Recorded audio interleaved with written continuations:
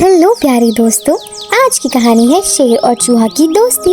एक घने जंगल में शेर, जंगल का राजा, अपने पूरे रौब और ताकत के साथ रहता था।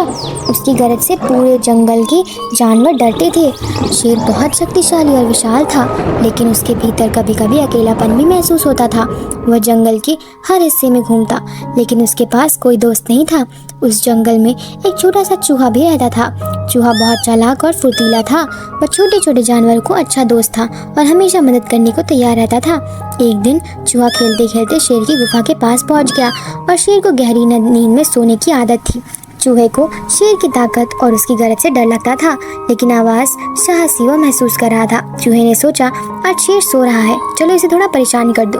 वह शेर के पूंछ के कूदने लगा। वह शेर पूंछ पर चढ़ता, फिर उछलकर नीचे उतरता। कुछ देर तक ऐसा करता रहा, जिससे शेर की नींद खुल गई। शेर ने जोर से गरजते हुए कहा, कौन है जो मेरी नींद खराब कर रहा है? चूहे ने डर के मारे कांपने लगा।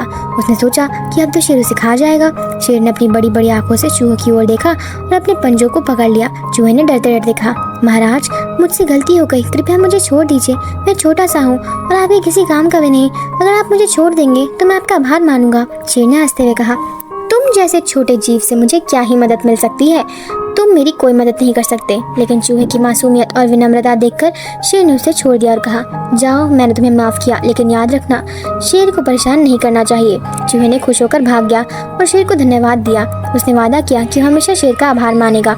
कुछ दिन बाद शेर में जंगल के किशार शिकार की तलाश में घूम रहे थे। अचानक एक शिकारी ने शेर को पकड़ने के लिए एक बड़ा जाल बिछाया, जिसमें शेर फंस गया और शेर ने पूरी ताकत से खुद को छुड़ाने की कोशिश की, लेकिन वह जंगल के जाल में पूरी तरह से छूट गया था।